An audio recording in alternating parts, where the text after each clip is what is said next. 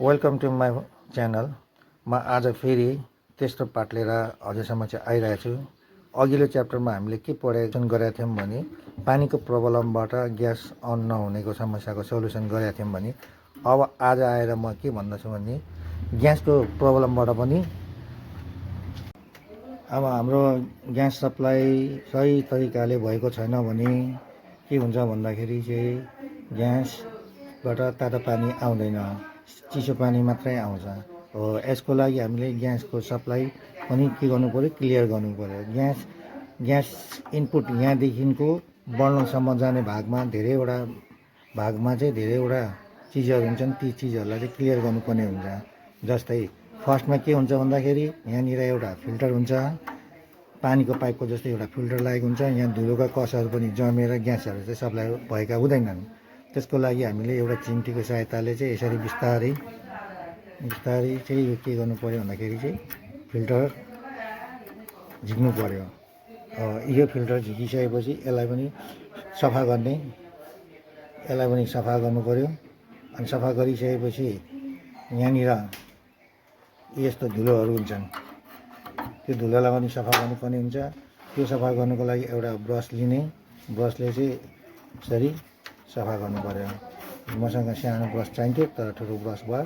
हजुरहरूले चाहिँ सानो ब्रसले चाहिँ भित्रसम्म सफा गर्नुहोला।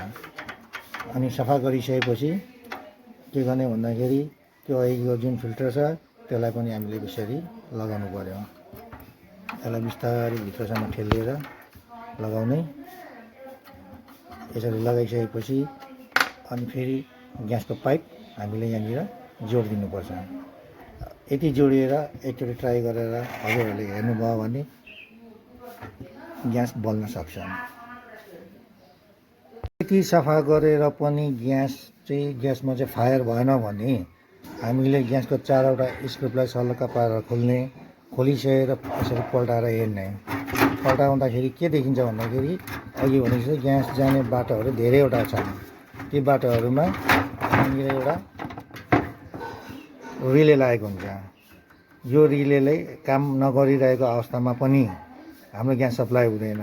जब यो रिले अन हुन्छ तब यहाँबाट ग्यास सलक्क यो बाटो भएर हाम्रो यहाँभित्र बर्नरमा पुग्छ र बर्नरमा पुगिसकेपछि लाइटरले फायर गर्छ। फायर भएपछि ग्यास बल्न सुरु हुन्छ र तातो पानी आउँछ।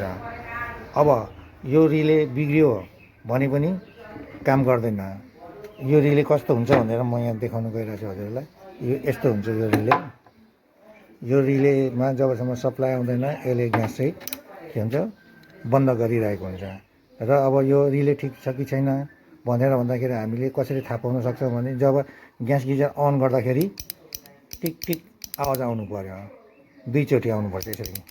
टिक टिक आवाज आयो भने रिले ठिक छ।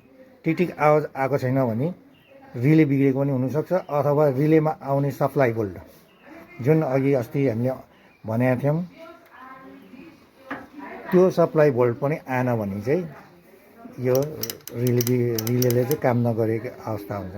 त्यसैले चाहिँ यो रिलेलाई पनि हामीले चाहिँ 3 भोल्ट दिएर चेक गर्न सकिन्छ।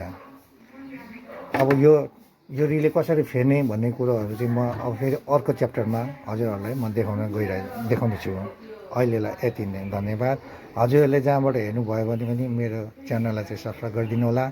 किनभने हजुरले सब्सक्राइब गर्नुभयो भने मैले पोस्ट गरेको जति पनि भिडियोहरू छ हजुरहरूको सामुन्नेमा आउनेछ।